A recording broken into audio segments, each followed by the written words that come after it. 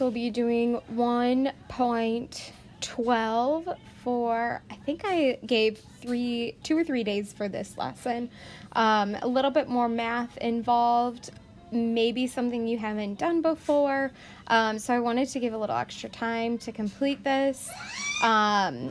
If you finish early, that's awesome. Make sure that all of your other work is turned in and that you're all caught up on everything. So our first one that we're going to do, we're actually going to skip this first problem. I think it's a little confusing for what we're trying to do. So we're going to start with question number 2.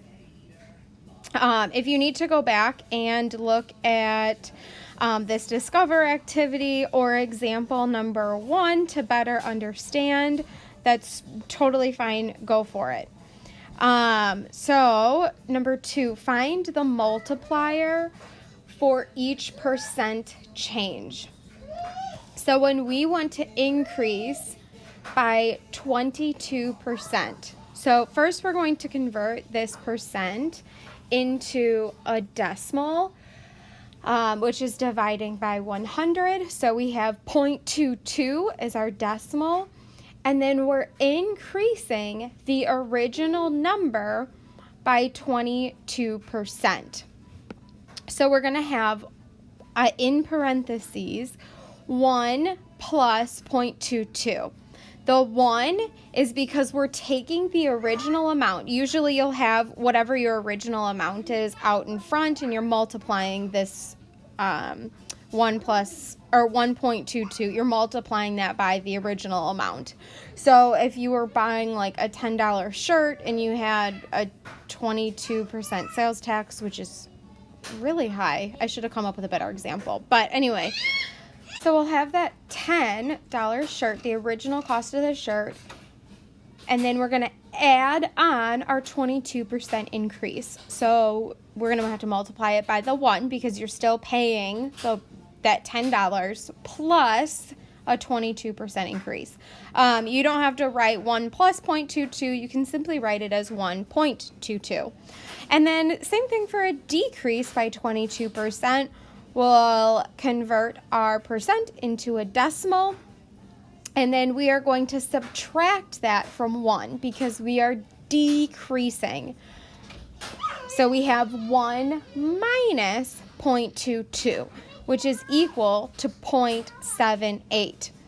Just as a side note, anytime our number is bigger than 1, anytime our multiplier is greater than 1, so this 1.22 greater than 1, obviously, we're having a percent increase. Anytime anytime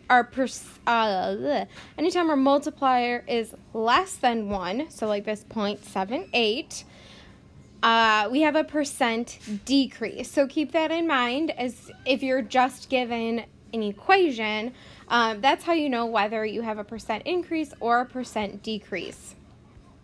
A nice little example here for you. They walk you through some different steps, so take some time to read through this.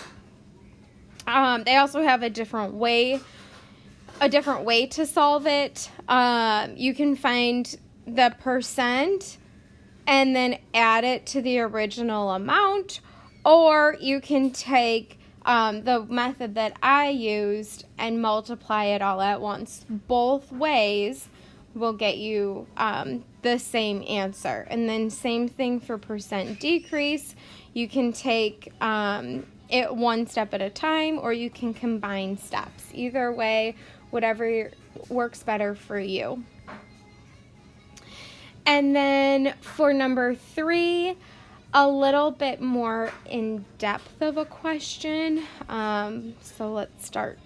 At your job, there are 2 proposed pay raise structures being offered by management to the labor union.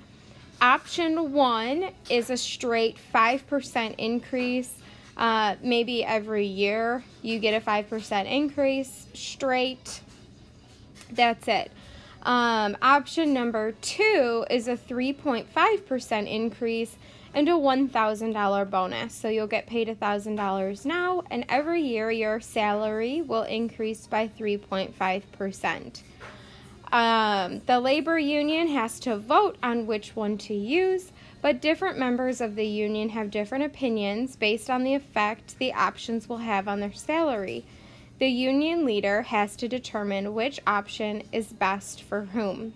Decide who benefits most from each pay raise option by using the following numeric approach that involves looking at many salaries, high, low, and in between, in determining how each option will affect their pay or change their pay. All right, so there is a way to do this quickly on Google Sheets, or you can use Excel or the Numbers app.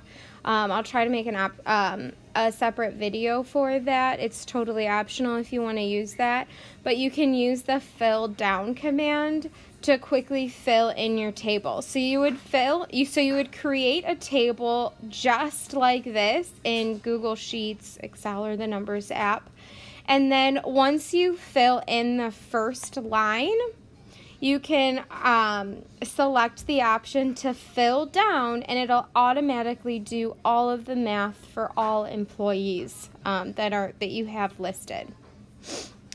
So we're gonna do this by hand though. So our first option is a 5% increase. So for John specifically, he is currently making $15,000 a year. And so this option will give him a 5% increase. So we're gonna go that 1.05, 15,000 times 1.05, the original salary times 5%, okay? And then for option number 2, we'll have a 3.5% increase plus $1,000. So what does that look like? The $1,000 isn't affecting the current salary. It's just an add-on at the end. So we're going to take John's original $15,000 and we'll add in our 3.5% increase. So that's 1.035. If you liked the way that was shown in the example above, where you just take the percent and then add it to the original, you can do that as well. I just think that this way is a little bit quicker, but if you don't like it, that's fine. And then at the end, I added on the $1,000.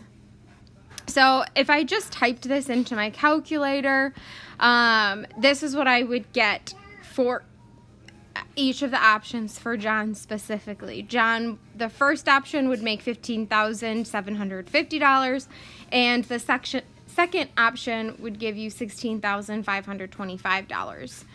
And then, so if we were doing this in Excel, I would just drag down each of those columns, and it would autofill for all of the rest of the employees based on their current salary. But I'm not going to do that. So I will just autofill it in for you. Here are all of these. The only thing that I'm changing to create these new salaries is I'm changing what the original salary was. So instead of 15,000, I plugged in 18,000, then 20,000, 28,000, 40,000, 46,000, so on and so forth. And for over here, again, I'm just plugging in that person's salary. So we'll just autofill in there. And then we need to calculate the difference between option 1 and option 2 to really see who's benefiting where. So I'm going to subtract option 1 from option 2. So for John, the second option, it's a negative number, meaning that the second salary is obviously larger. He's making $775 more with the second option. Marissa's making $730 more with the second option. So on and so forth. We notice that as their salary increases, the benefit of the second option is starting to go down. I mean, they're still all benefiting from the second option, just the benefit is smaller. And then we get to Evelyn, who's making $80,000 a year. And now notice we don't have a negative difference. We have a positive difference, meaning that her first option is more beneficial. She's making $200 more with the first option, and Emily is making $425 more with the first option. Okay, so the next part, all these numbers are fine and dandy, but if you don't understand what they're saying, then it's pretty much pointless. The real important part is down at the bottom, especially with computers, being able to generate these answers. Being able to do the math isn't really the most important part anymore. I personally think it's being able to explain everything. So list the name of the employees who benefit more from option 1 and those who benefit more from option 2. So option 1 was just Evelyn and Emily. They were benefiting more from option 1, and then everyone else benefited from option 2. I'm not going to list all of their names. That would take way too long. So I just wrote everyone else. Part C, what does the result in the difference column mean for John, and what does it mean for Emily?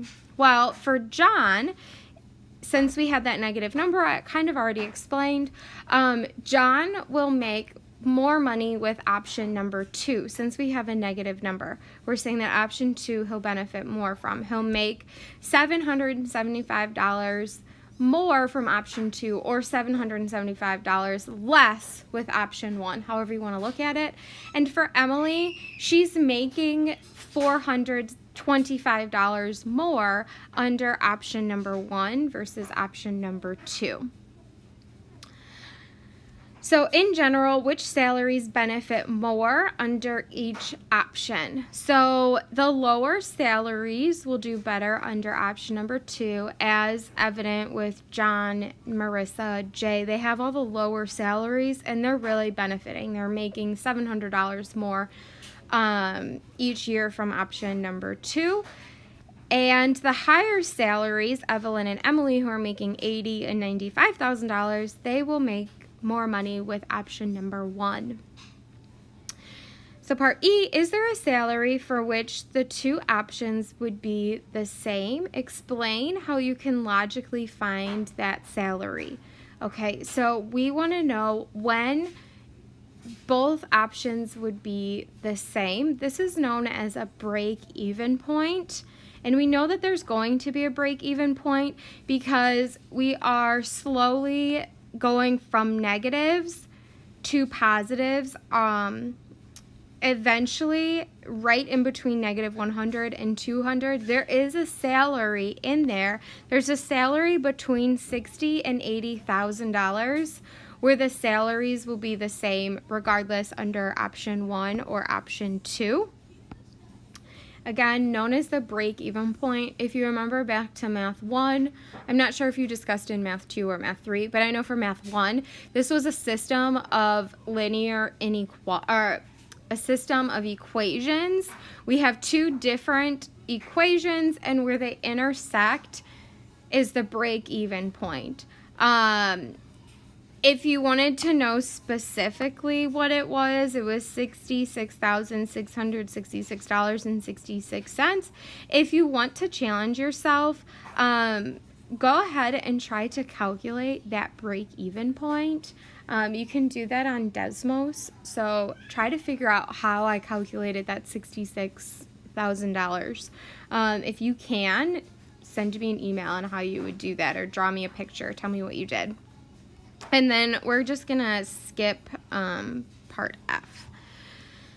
So here is what I was talking about with the autofill. A little bit here, you create your table, and this is specifically Excel, but most of you would probably use Google Sheets since we're on the iPad.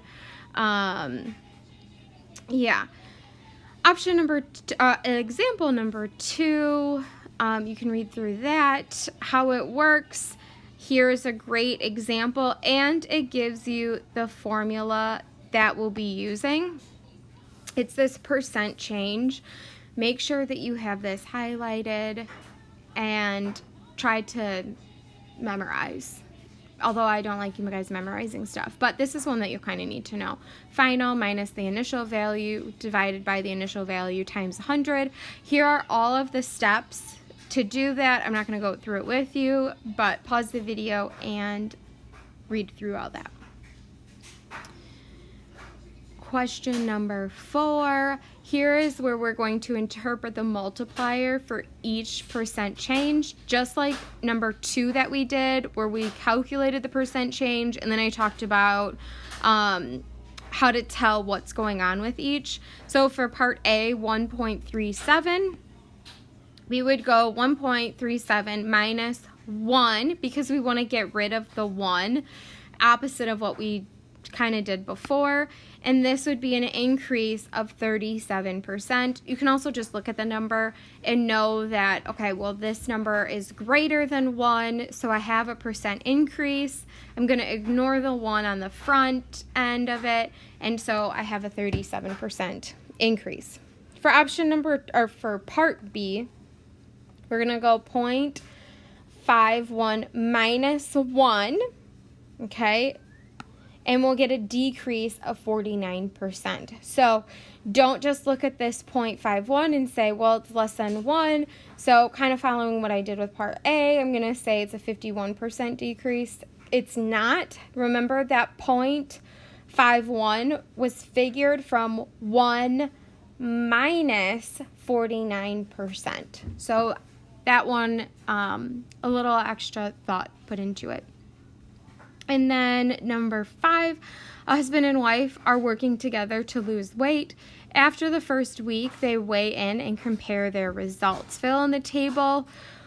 When completing the percent column, use your calculator for the husband's information and scaling for the wife's. So the husband started at 380 pounds and ended at 366. The wife started at 200 and is down to 190. So our first task, we need to figure out how many pounds the husband lost. So I subtracted 14 pounds and the wife lost 10 pounds. Okay, so the wife lost more. But if we're looking at, but the husband also started 180 pounds more than the wife. He was almost double her weight. So we want to figure out the percent of weight loss. So I'm gonna use that formula that I just talked about, final minus initial divided by initial. So I'll take the final weight, the ending weight, the 366, minus 380 divided by 380. And then times it by 100. And the husband lost 3.7% of his weight. And then I'll do the same for the wife. Final was 190 minus 200 divided by 200. And we get 5%. So using the information from the table, determine which of the following statements are true. The husband lost more pounds. Okay, well, that was 14 is greater than 10, okay? And then the wife lost a higher percent of her weight. Yes, she lost 5%, and the husband lost 3.7%. So yes. The wife's new weight is 95% of what it was originally. So we're going to take 100% minus the 5% that she lost. And that's how we got 95%. So 95% of her, she is now, her new weight is 95% of what it was originally. And then D, the wife's starting weight is 5% more than her ending weight. This one is false because she did not gain weight. So that 5% more would mean that she gained weight. So A, B, and C are the correct true statements here. And then we'll do the same kind of for for number 6. The price of an item in an online auction goes from 200, so that's your initial number, and then it goes to 400, so that's the final. Determine which of the following statements are true. So part A, there was 100% increase in the price. So we'll figure out percent increase final, 400 minus initial, 200 divided by initial, which is 200.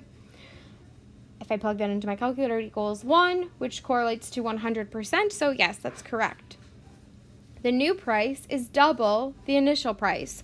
So 200 times 2 is $400. Correct. There was a 200% increase in the price. Well, no, we just said it was 100% increase in price, so that rules out letter C. It was 100% increase. And then part D, the new price is 200% of the original price. So we went $200 times 2 for 200%, and we get $400. So yes, A, B, and D are all correct. And I believe we are skipping number 7. So go ahead and start your homework section.